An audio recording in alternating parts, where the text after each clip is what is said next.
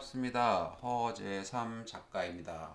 오늘 제가 여러분들께 소개해드릴 책은요, 홍석환 작가님이 지은 인간관계가 답이다 라는 책을 가지고 왔습니다. 먼저 머리말을 보겠습니다. 왜 인간관계인가?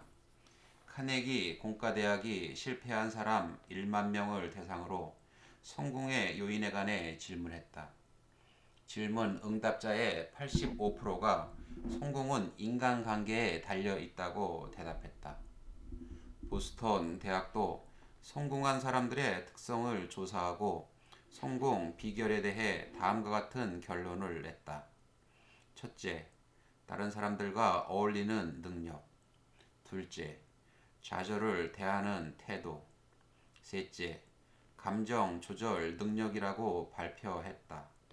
자신만 잘해서는 안 되고 남과 어울리며 함께 생활하고 있어야만 안 된다. 인간관계가 인력 유형을 결정하는 한 요인이 된다.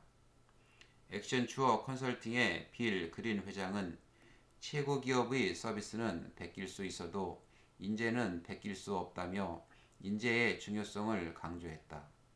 국내 대기업인 삼성은 선대 회장부터 인재 제일의 경영 이념을 내세워 인재의 선발과 유지 관리에 심혈을 기울였다. 기업이 원하는 인재는 어떤 인재일까? 많은 기업들이 성과와 보유 역량 및 현재와 미래의 성장 가능성을 기준으로 다음과 같이 인재를 분류한다. 약 10%에서 20% 미만의 고성과 인력, 70%에서 85%의 유지 인력, 10% 미만의 저성과 인력이다. 고성과 인력에 대해서는 보상, 승진, 육성 등의 별도의 인사제도를 중심으로 유지 관리를 한다. 이를 통해 더 높은 수준의 성과를 창출하도록 한다. 유지 인력은 회사와 직무에 대한 로열티를 중심으로 지탱해주는 역할을 하게 한다. 저성과 인력은 조직에 자극을 주는 역할을 한다. 인재 유형별로 만나는 사람, 정보, 일의 중요도, 회사의 지원 등이 다를 수밖에 없다. 자신이 어느 유형에 속해 있더라도 자신을 둘러싸고 있는 사람들과 인간관계에 따라 성과뿐 아니라 회사에서의 직이나 직책이 달라진다는 점은 동일하다. 조직은 함께 바람직한 모습을 지향하며 높은 수준의 목표를 설정하고 이를 달성해 가야 한다. 함께 일하는 사람들이 높은 역량을 갖고 있고 일하는 방식이 자신보다 한 수준 위라면 배우고 성장한다는 생각을 갖게 된다. 사실 조직과 구성원이 정체되지 않고 성장한다는 생각을 갖도록 조직을 이끌어 시장 가치를 높여주는 사람이 리더다. 그래서 리더는 조직의 가치를 강화하는 원칙과 노력을 해야만 한다. 결국 사람이 장기적 성과를 창출하는 답이기에 조직 내에서 더불어 함께 성장하도록 지도해야 한다. 만약 리더가 인간관계에 대한 지식이나 원칙이 없다면 회사는 좋지만 관계가 싫어 퇴직하는 직원들이 속출할 것이다. 일정 직급에 오르기까진 그저 자신의 일만 잘하고 성과를 내기만 하면 되었다. 하지만 직책 승진을 하거나 오랜 기간 동안 주변의 인정과 존경을 받기 위해서는 일만 잘하면 안 된다. 인간관계 역시 잘해야 한다. 인간관계에 남다른 생각을 갖고 본인은 물론 주변 사람들과 좋은 관계를 맺는 사람이 결국은 빠른 승진을 하고 더 의미 있는 성과를 창출한다. 대부분의 직장인은 상사를 부담스러운 존재로 생각하지만 일 잘하는 이들은 상사의 마음을 읽고 상사가 원하는 방향과 전략을 실행한다. 상사의 힘들고 아픈 점을 알고 그를 이해하거나 지원한다. 주변 동료와 후배들에게 관심을 갖고 배려할 줄을 안다. 자신의 일이 어떤 영향을 줄 것인지 후공정이나 단계를 고려하여 추진한다. 직장뿐 아니라 사회생활을 하는데 꾸준히 일을 도맡아가며 희생할 줄을 안다. 이들은 과거에 연연하기보다는 현재를 바탕으로 미래를 준비한다. 이들이 갖고 있는 생각은 함께 해야 한다는 긍정적 마인드다. 보다 바람직한 내일의 모습에 대한 형상화이다. 매 순간을 즐기며 성과를 생각한다. 이들은 중요한 사태가 발생했을 때 그것을 자신이 해야만 한다고 고집하기보다는 상대방과 공유하고 그 가치를 키운다.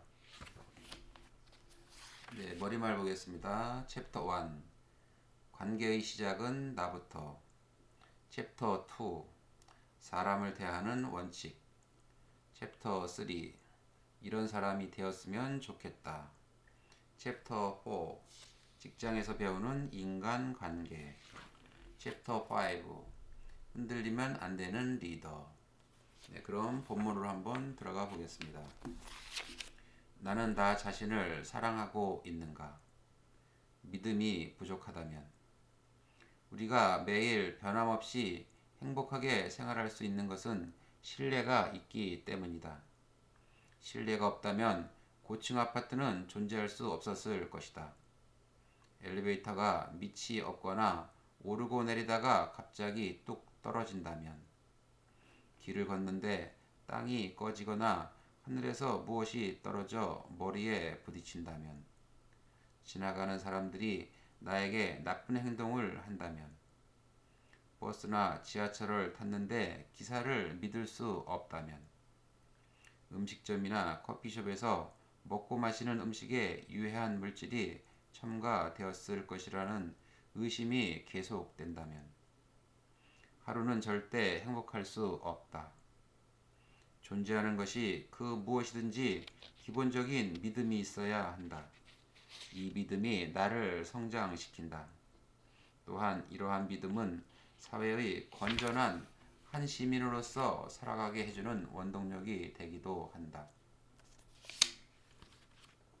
자신에 대한 불신은 조직 생활을 망치게 한다. 자신을 사랑하지 않으면서 남을 사랑하기란 어렵다. 내가 나를 사랑하지 않는데 어떻게 남이 나를 사랑할 수 있느냐고 의심을 품을 수 있다. 자신에 대한 불신의 이유는 다양하다. 경제적으로 무능하거나 학력이나 경력에 대한 콤플렉스가 있을 때, 어떤 실패로 인하여 기가 죽어 있을 때, 남들은 다 할 수 있는 것을 하지 못하거나 다 갖고 있는 것을 가지고 있지 못할 때, 자신의 무능이나 부족함을 비관하며 내가 이렇게 못났으니 혼나고 당연한 거야. 그러니까 사람들이 떠나는 거야. 라고 생각하고 만다. 자기 불신이나 불만이 많은 사람은 매사가 소극적이고 부정적이다. 해서는 안 되는 일이며 한다 해도 자신은 못한다고 여긴다. 이런 사람들은 조직 생활을 잘할 수가 없다. 그들은 조직 구성원에게 불신을 전파하여 그 기운을 다른 이들에게도 전염시킨다. 먼저 자신을 사랑해라. 신입사원은 무엇으로 성장하는가 라는 책이 있다. 이 책은 서론에서 자신을 알고 자신을 이끌라 라고 말하고 있다.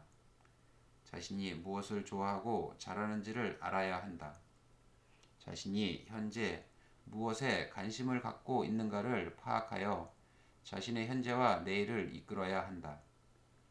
탁구 시합에 지는 경우가 있었다. 그건 상대방의 탁구 실력이 월등히 좋아서가 아니었다. 대부분 나의 실수로 인해 지는 경우였다. 일도 그렇고 매사가 내 잘못이나 실수로 엉망이 되는 경우가 많았다. 실수를 줄이는 방법엔 여러 가지가 있다. 그 중에 제일 좋은 방법은 바로 나 자신을 사랑하는 것이다. 교육을 하던 중 수강생들을 향해 말한다. 자신을 사랑하는 사람 손들어 보라고 말이다. 나의 말에 손드는 사람이 서너 명 정도 보인다. 그 중에 자신 있게 손을 든 사람에게 묻는다. 자신을 사랑하는 것을 어떻게 증명할 수 있느냐고 말이다. 자신을 사랑하는 방법을 물으면 대답이 없다. 사실 사랑한다는 마음을 가지는 것과 그것을 누군가에게 보일 수 있도록 표현하는 것은 다르다. 자신을 사랑하는 사람들은 다음과 같은 특징을 갖고 있다. 첫째, 꿈을 설정하고 하나하나 이끌어 나간다. 자기 자신을 사랑하는 사람들은 꿈이 있다. 그들은 100세까지 자신이 해보고 싶은 버킷리스트 100가지가 있어 더욱 행복하다. 70대에 가장 바람직한 모습이 있어 이를 달성하기 위해 노력한다.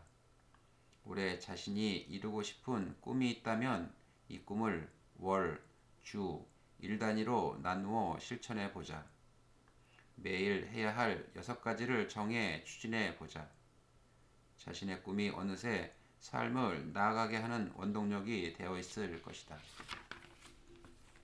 둘째, 자신을 이해하고 도와줄 동반자의 존재를 잊지 않는다. 자신을 지지해주는 동반자가 곁에 있다면 나 자신을 더 사랑하게 된다. 누구나 살다 보면 사는 일이 내 뜻대로 풀리지 않을 때가 있다. 누군가의 위로가 필요하고 기대고 싶을 때가 있기 마련이다. 만일 인생에 동반자가 있다면 이런 경우에 어깨에 기대 실수가 있다. 보다 길고 멀리 보면서 성장을 이어갈 수 있다. 자신을 더 사랑하는 사람은 평생 함께할 동반자가 있다. 셋째, 자신에게 선물한다. 사랑하는 사람이 있다면 그 사람에게 자신의 모든 것을 다 주고 싶을 것이다. 그 사람이 좋아하는 것이라면 무조건 선물하고 싶다. 자신을 사랑하는 사람은 자신에게 선물을 보낸다. 자신이 원하는 선물을 사서 쪽지 한 장에 사랑한다는 말을 쓰고 포장해 소포로 보낸다면 상대방이 선물을 받는다면 얼마나 기쁘겠는가. 이렇게 자신에게 매달마다 선물한다면 자신을 더욱 사랑하게 될 것이다. 넷째, 아침에 일어나 자신에게 사랑한다고 외친다. 저자는 요즘 학생들에게 말한다. 소중한 사람은 더 소중하게 간직하라고. 소중하다고 마음을 표현하라고 말이다. 아침에 일어나 거울을 보며 나 자신에게 사랑한다고 말해줄 수 있다면 얼마나 좋겠는가. 그러면 얼마나 힘이 솟겠는가. 거울에 비친 자신을 자랑스럽게 여기고 파이팅을 외칠 수 있다면 그렇게 하루를 시작하면 힘이 솟지 않겠는가. 자신의 강점을 알자. 과거의 이력을 잊어라. 70년대에서 80년대 사무직으로 직장 생활을 한 분들은 한 직무에서 쭉 일하기가 쉽지 않았다. 전문가가 아닌 관리자로 성장하기 위해서는 다양한 직종의 업무를 수행하고 폭넓은 사업과 직무 경험을 쌓아 의사결정을 해야만 했다. 2, 3년 동안 한 업무를 수행하고 직무 순환을 통해 전혀 다른 업무를 수행하기도 했다. 누가 또 관리자나 경영자가 될지는 알 수 없다. 하지만 관리자나 경영자가 되려면 기본적으로 근면 성실하고 여건과 운이 좋아야 한다. 관리자가 되지 않은 직원들은 50세 전후로 퇴직하여 제2의 인생을 살아가야 했다. 물론 경영자가 되더라도 60세를 넘길 수는 없다. 시대가 발전하면서도 오늘날은 100세 시대가 되었다. 퇴직을 하고 적게는 40년, 많게는 50년을 더 살아야 한다. 때문에 일도 더 해야 한다. 문제는 어떤 일을 할지 알 수 없다는 점이다. 퇴직 전에 했던 일들은 깊이가 없다. 이력서에 학력을 차곡차곡 쌓아 올리듯이 직장에서 맡았던 직책과 승진 이력, 담당했던 부서만 나열한다. 이러한 과거의 이력은 새로운 일을 하는데 크게 도움이 되지 않는다. 먼저 자신을 정확하게 파악하고 있어야 한다. 새로운 일과 직장을 선택할 준비가 되어 있는 직장인이 그렇게 많진 않다. 살면서 30세까지는 자신이 해야 할 직업과 직장을 구하기 위해 열심히 공부했다. 사실 분명한 미션과 비전을 갖고 직업을 선택한 사람은 많지 않다. 어떤 결정적 계기에 의해 직업과 직장이 결정되었다. 과거엔 그랬다. 30세 이후부터 60세까지는 대부분 평생 직장이라는 개념이 있었다. 많은 사람들이 처음 입사한 직장에서 열심히 일했다. 직장인으로 원하는 것이 있다면 좀 더 많은 보상과 보다 높은 직책으로의 승진이었다. 모두가 앞만 보고 집과 가정을 오가는 생활의 연속이었다. 그렇게 돈을 모으고 결혼을 했다. 결혼하여 아기가 태어나고 그 아이들을 키우는 재미가 인생의 전부였다. 퇴직하는 시점까지 100세를 살아갈 준비가 되어 있지 않은 상태에서 회사를 떠나게 되었다. 준비가 되어 있지 않기 때문에 새로운 일을 선택하기가 쉽지 않다. 그러니 어떻게 하면 좋을까? 남들에게 물어도 별다른 뾰족한 방도가 생기지 않는다. 먼저 자신에 대해 알아야 한다. 자신이 정말 좋아하는 것과 잘하는 것이 무엇인지 알아야 한다. 자신의 강점과 약점을 100개씩 나열하면서 보다 명확한 강점과 약점을 파악해야 한다. 자신을 알아야 자기 개발을 할 수 있다. 또한 그래야만 자신의 철학과 가치에 맞는 올바른 일을 선택할 수 있다. 직장에 있는 동안에 자신이 어떤 일을 할 때 즐겁고 의미 있었는가를 찾아보자. 퇴직했을 때 할 수 있는 일을 맡을 준비를 해야 한다. 자신을 알지 못하고 이직 준비가 되어 있지 않으면 퇴직과 동시에 언덕은 사라지고 시베리아 벌판에 홀로 서 있는 자신을 보게 될 것이다. 왜 아무도 노라고 못하는가? 미쓰비시 자동차 사례.